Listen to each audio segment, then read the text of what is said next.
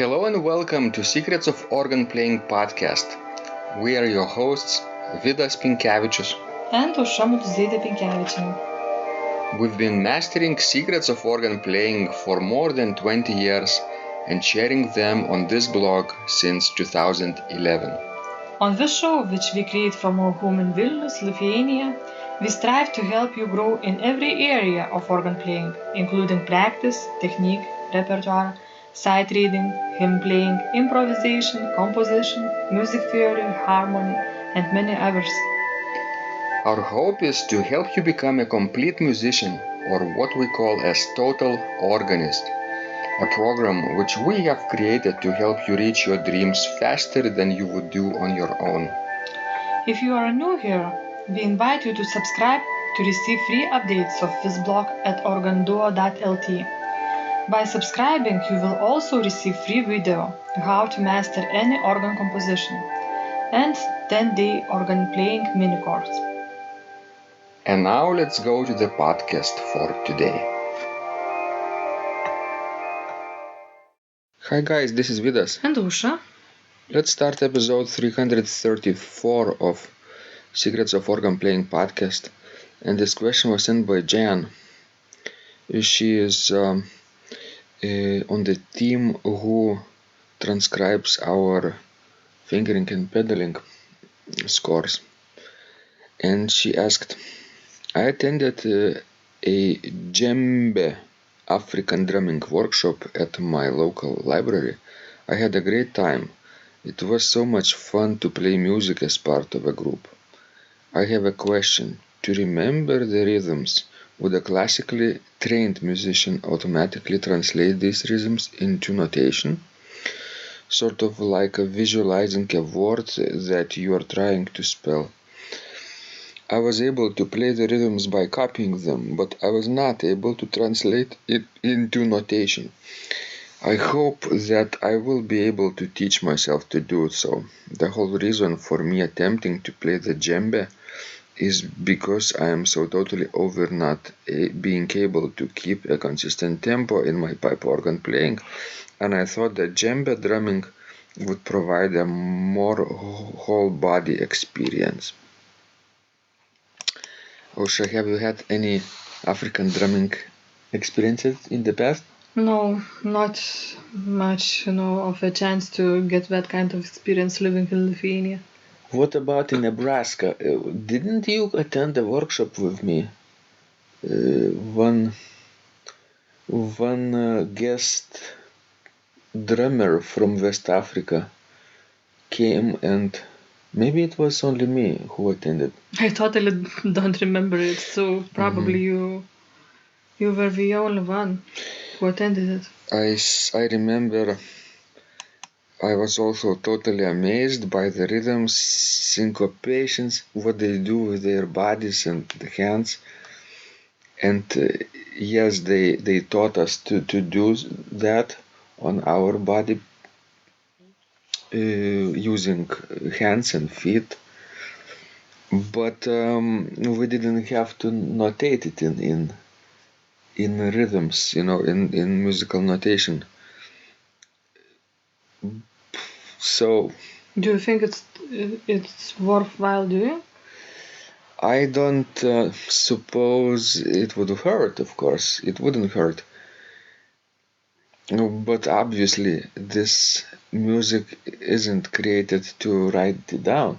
It's created to improvise and perform it in the practice. So it's like a living tradition that is given, from man to man. But if you want to transmit this tradition to other countries or cultures, and through the sheet of paper, that's one of the primary ways to do that, unless somebody sees the video nowadays, right? Yes, which is because easy. Don't you think that if you would write down, on the paper what we are doing, it would lose some sort of magic?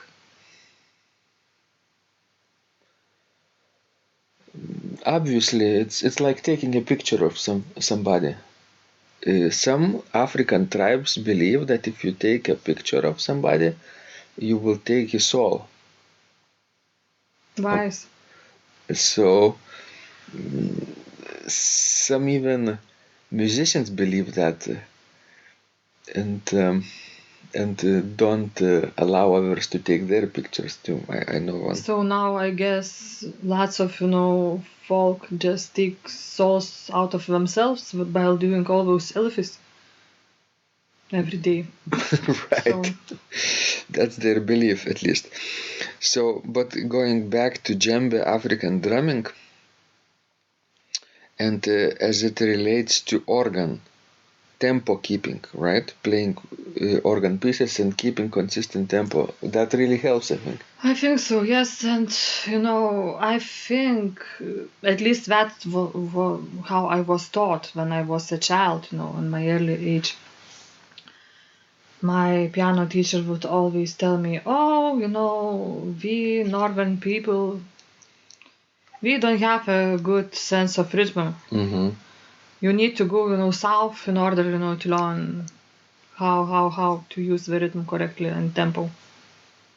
So I don't know if it's much of that or not, but when I studied in the United States, I simply was taught that you need to count and you need to subdivide everything that you're playing, and you need to listen to what you are doing, and you will be fine.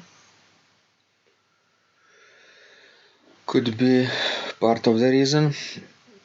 And if Jan wants to notate it, she says that she can copy it herself, right?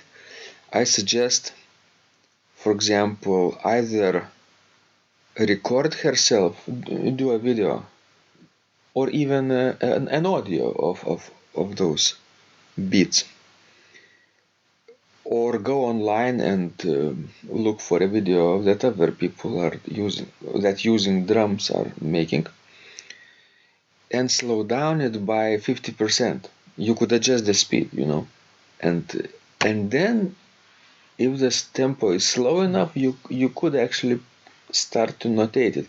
It's like Jan is transcribing our fingering and pedaling from slow motion videos.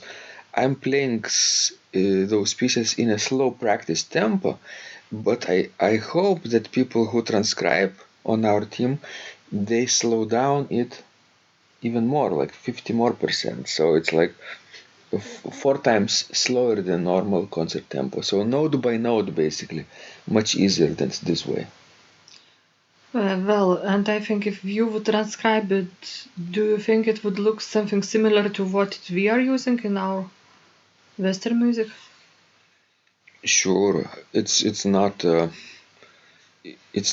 modal music. It's not those ancient exotic traditions that have more than 12 notes per octave. It's just rhythms, syncopations that are difficult to Jan.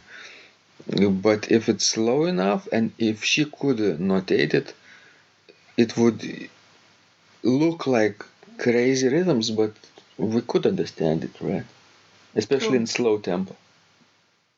Yes, that's why I think, the learning rhythm right from the early age is so important.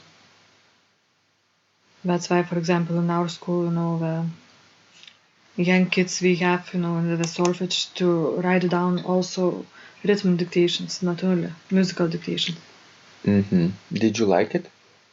Well, no, I didn't like it because it was hard for me. Mm-hmm. I preferred melodic dictation. Me too. I even preferred melodic dictations to harmony exercises. Well, that's because you have a perfect pitch. I remember that day when choir director of those, I think, second graders in our school, she tested my pitch, my ear, and she played a few notes in the middle, a few notes really high, a few notes really low, and said, "You have a perfect pitch." Did you know what the perfect pitch is at that time? No. but it felt like upgraded into the next level. That's funny. Yeah, very proud.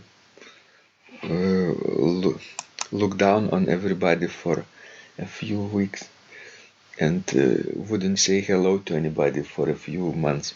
Really? Yes. Even now I am like this. No. He's just joking. He's very friendly. Thank you guys. This is interesting question. I wish we had more experience with African drumming. We have one percussionist who obviously knows a lot about Thomas, right? Yes. He can play all kinds of percussion instruments, and he was our colleague in the Academy of Music in Vilnius. And sometimes we were playing with him with organ and percussion. Yes, we played some duets. I, for example, did some sonatas by J.S. Bach. Actually, I played it on the organ and he played it on marimba. Mm-hmm. And it sounded wonderful. And also we did that big piece of Piotr Eben, Landscape of Patmos, for many different percussion instruments and organ. Mm-hmm. It had an entire set, and you performed in the Philharmonic Hall of Vilnius with the big organ. It was hard for me. I don't think it was so hard for him, because he is an excellent musician. Mm-hmm.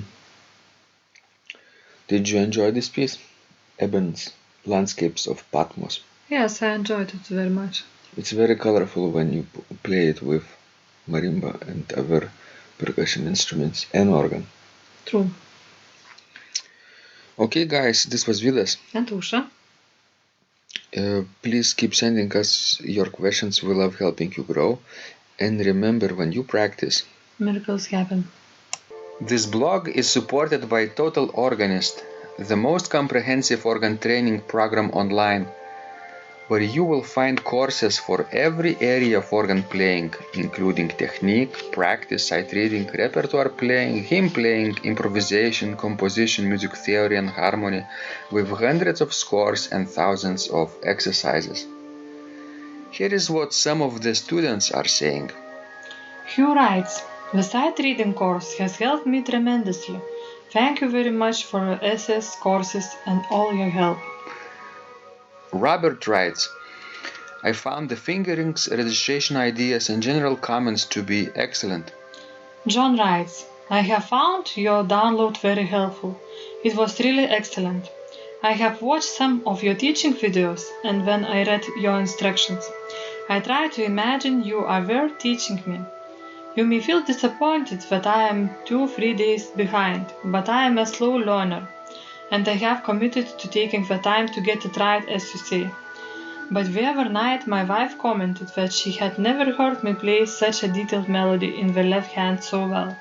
My left hand is generally poor. Robert writes, it has been a great pleasure in my life of having discovered your courses and material as well as the YouTube work of recordings. You have a calm and pleasant way of teaching. Ron writes, Hi Vidas and Osha, thank you guys. What a wonderful response to my email note to you.